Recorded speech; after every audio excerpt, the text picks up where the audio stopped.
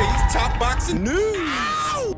Okay, we'll start with this post from Sweet Science Management that manages the career of unbeaten up-and-comer Caroline Veyre, who is making her ring return next week, this time fighting for the WBA International Featherweight title, the featherweight division, a jam-packed division with a very deep talent pool. Sometimes it's easy to lose track of how many good unbeaten up-and-comers there are at 126 pounds, where both Amendia Serrano and Sky Nicholson reign as champions. Very soon, another champion will be crowned in the upcoming Nina Menke versus Daniela Bermudez fight. That's where this fight is taking place, where Caroline campaigns. Caroline sports a professional record, an unblemished record of 7 wins with no losses, no draws, no recorded knockouts, not yet. Caroline is not a puncher. She's a cerebral fighter.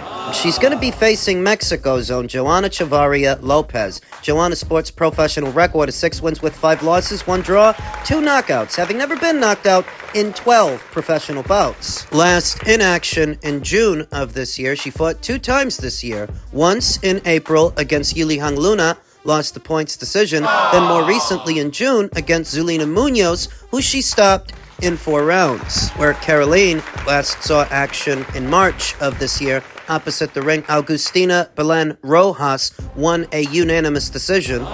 Caroline was not as productive this year as she was last year. Last year, she fought 5 times, whereas so far this year, she's only fought once. This upcoming fight with Joanna will be only her 2nd fight of this year. Changing her decorum might have something to do with that. For a while, Caroline was fighting under the Group Yvonne Michel Promotions banner, based out of Canada, where Caroline is from. For a while, she was with that promotional outfit, and they did a decent job of keeping her busy. She was also being trained by the same trainer as Kim Clavel. All of that has changed. She's not with Jim anymore, Group Yvonne Michel. She's changed her corner, which might explain why she hasn't been as productive this year as she was last year, and she's going to be facing Joanna Chavarria, going the WBA route. I noticed that a lot of the unbeaten up-and-comers at this weight, they're going that route, the WBA route. Caroline Veyre is going that route. Elizabeth Oshoba's going that route. Camila Panada, Kara Sordingstall, Tiara Brown, Vivian Rodriguez, Jennifer Miranda. There are quite a few promising up-and-comers in the current rank standings via the WBA, and Caroline Veyre is just one among them, fighting for a lesser version of a WBA title, just 7 fights into her pro career. And the look of the opponent, this looks to be a developmental fight, a bring-along fight for Caroline, though because Caroline is 35 years old, she ain't got all the time in the world. Given that Caroline is more of a finesse fighter, more of a cerebral fighter than a mauler or a brawler, and that Joanna has never been knocked out, she's never been stopped, looks to me like this is a fight that's going to go to the cards. It's going to go to a decision. And what will be Caroline's 8th professional bout, I like Caroline Veyre to win on points. I like her to win a decision and move up those WBA rankings. Currently, she's ranked in at number 11. If she wins, she's going to gain some ground, though she still has a lot more catching up to do. A good number of these fighters are already booked and set to face each other. So while she's gaining ground, they're going to gain ground too. The fight that she's about to have is set to go down next week on the 21st and will be available for viewing on both the ESPN Plus and DAZN platforms. You figure that if Caroline has an easy night with Joanna, there's still enough time left, just enough, that she could maybe squeeze in a 3rd fight before this year is out, and she needs to. She could use the experience in what is a very deep division. The competition is stiff at 126 pounds, and we're not just talking about the champions or those on the cusp of becoming champions. A good number of the unbeaten fighters moving up these ranks are very, very good, and that's what Caroline is up against. In any event, I like Caroline to win a points decision next week. I think she's going to do it. I think she's going to advance to a professional record of 8-0, and we'll see what the future holds for her afterwards. Men's super middleweight news. Another look at what could be a Canelo Alvarez versus Conor McGregor fight, an easy money fight, according to Canelo. Saul Canelo Alvarez has wiped out the super middleweight division over the last 4 years, and not many credible contenders currently remain in the weight class for the 168-pound king. The next man who will get to throw his name in the hat is Edgar Berlanga this weekend in what many assume will be a cakewalk for boxing's biggest breadwinner, with Alvarez only interested in 9-figure purses to face Terence Crawford and David Benavidez. Another rival is slowly emerging as a potential foe for the Mexican superstar. Mcgregor. Earlier this week, UFC president and CEO Dana White told Boxing Scene to put a pin on a potential fight with Conor McGregor. Alvarez appears all in on the thought of facing a boxing novice. Yeah, why not? Alvarez told Boxing Scene, "We've never talked about it, then we'll show boxing is better. Easy, very easy money. I'd knock him out at the time I want. 1 round, 2 rounds, 3 rounds, whatever I want." Alvarez and McGregor have traded barbs in recent weeks. McGregor took aim at Alvarez last month, predicting that UFC 306, which is also being held this Saturday in Vegas at the Sphere, and set to break the all-time UFC gate record, would blow Alvarez's event out of the water. And I've been over this many times. UFC fans are not boxing fans. They're not sharing an audience. So no matter what the UFC show does, it's got nothing to do with boxing, like the boxing show has nothing to do with the UFC show. Those are different demos. It's not like you're taking boxing fans from the boxing match and convincing them to buy your show, and the same is true in reverse. Whoever buys Canelo's fight, it's not that boxing took away those dollars from the MMA community, the UFC crowd. That's not the way it breaks down, though, because both shows are happening on the same weekend, and because there's been a long-standing rivalry between the sport of boxing and mixed martial arts. There shouldn't be, but there is. These kinds of conversations are inevitable. McGregor said Canelo is a cornflake. He has about 300,000 buys in him. He does not generate nothing near what he seeks to be paid. UFC Noche is going to run them from the strip. Sheik Turkey was right, moving on. Canelo doesn't sell. Alvarez quipped that McGregor is his son. Even though Alvarez perceives McGregor as child's play, the crossover clash could still mean big business if there is a demand for it. For the fight to be considered, McGregor would need to return to the UFC cage and look good while picking up wins, all while completing his UFC contract. I don't know what the perception of McGregor is among the mixed martial arts community, because I don't really follow the sport. I only hear things in passing, but from where I'm sitting, it looks like Conor McGregor is done. He's finished. The amount of money that this guy has made over the years, inside and outside the octagon, because he was just in a movie with Jake Gyllenhaal, I don't think the hunger's there anymore. When's the last time that guy fought? I think it's been about 3 years since Conor McGregor had a fight. Way back there in 2021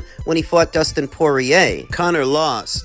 That was in 2021. We're in 2024 going into 2025. I remember hearing initially that it was supposed to be Conor headlining this show at the Sphere this weekend for the UFC. It was supposed to be him, but for whatever reason, he couldn't do it. I don't think anyone can deny Conor McGregor's contribution to the UFC, as he is arguably the biggest star that the brand ever produced. Though here today in 2024, I don't know what his marquee value is. 3 years removed from the octagon, does he still have the same drawing power that he thinks that Canelo's washed and Canelo's finished? I was skeptical from the jump, saying that Conor would fight in 2024, said Dana White. I am not about 2025. I think Conor will fight in the UFC in early 2025. McGregor has entertained fights against Manny Pacquiao and even alluded to one day making a world title run in boxing, but neither notion has come to fruition. McGregor is 1-3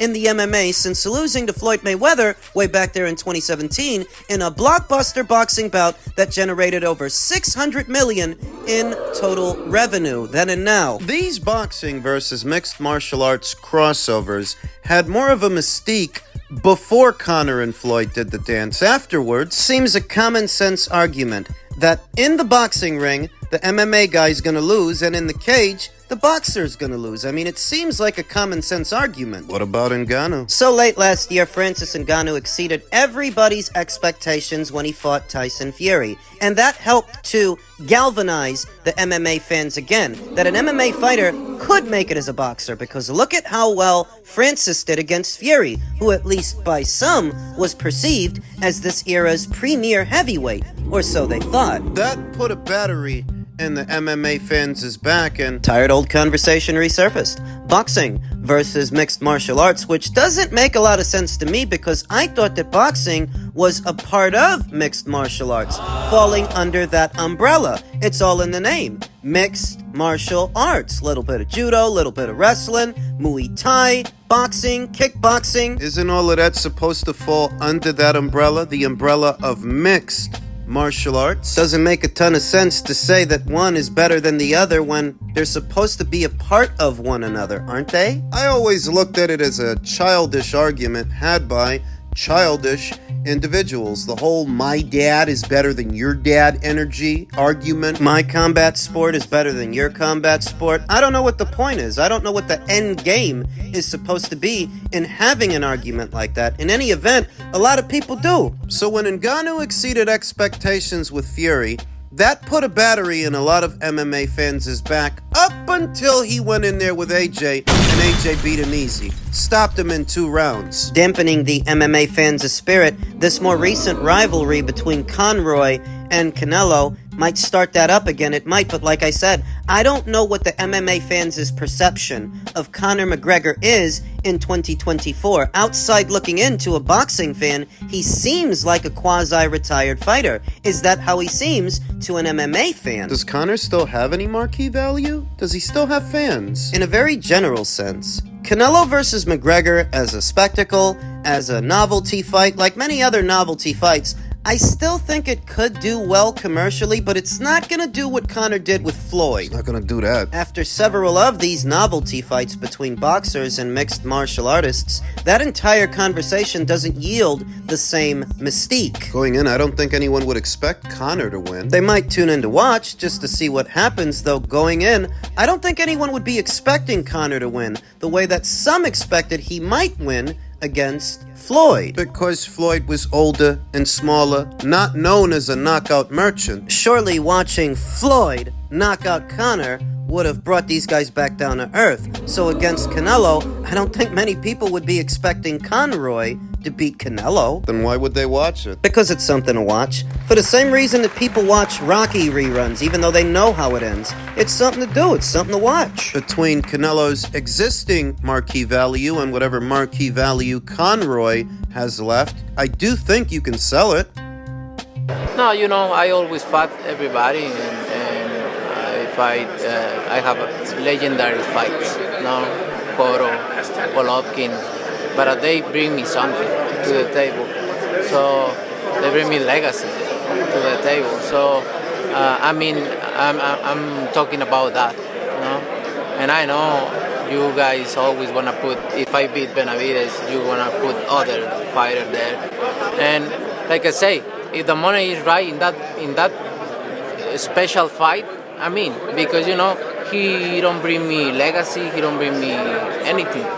So if the money is right, It's a roundabout way of saying that he's just looking for money now. That at this stage and at this age, Canelo's in it for the big bucks, the dollars. Truthfully, I don't fault him since he has over 60 professional bouts and he's been a professional since age 15. But the caveat is, he's a sitting champion. He's in possession of 3 of the 4 major titles at this weight. So when Floyd Mayweather did that fight with Conor McGregor, he wasn't holding any alphabet titles, thus, he wasn't holding anything up. Where Canelo, he does hold 3 titles at super middleweight. You want to fight the likes of a Conor McGregor in a novelty act, the least you can do is vacate those titles and let the other fighters fight for them, since you don't want to fight them. Says that David Benavidez doesn't bring anything to the table in terms of legacy. It's not like a Golovkin fight, it's not like a Cotto fight, and I don't disagree with that. David is not those fighters. Not as proven, not as accomplished. He doesn't have their drawing power. He doesn't have that either. At this point, David Benavidez is little more than just a decorative item for Gervonta Davis's undercards, since he's rumored to be fighting on his next show again. on the undercard. The problem. If you can make time for Edgar Berlanga, then why can't you make time for David? See, that's the problem with what Canelo is saying.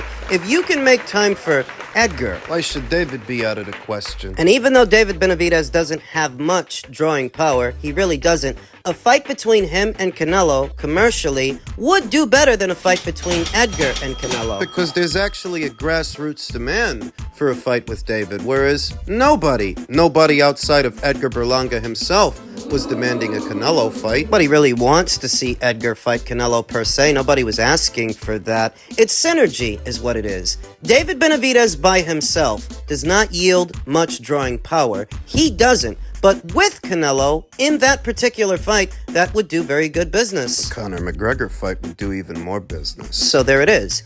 If Canelo is entering a stage in his career where he's just in it for the money now, he's already got the legacy. That's fine. Guy's not going to be around forever, and I think that some people's expectations of him are not the least bit realistic, since they want him to fight anyone and everyone in between 147 and 175. Get a grip. He may be nearing the end, which is why a Conor McGregor cash fight is not out of the question for Canelo. In his mind, why not? It's an easy fight for big money. His critics, they're never going to stop criticizing him. They're never going to stop moving the goalpost. As far as he's concerned, he's done trying to satisfy them. They're never gonna be satisfied. In his mind, they're not, so who cares? And that's Canelo's prerogative. It's Canelo's career. Fine. But if what you're going to do now is entertain novelty fights like a Conor McGregor fight, the least you can do is give up those alphabet titles. And I know that when Tyson Fury fought Francis Ngannou, he was a sitting champion.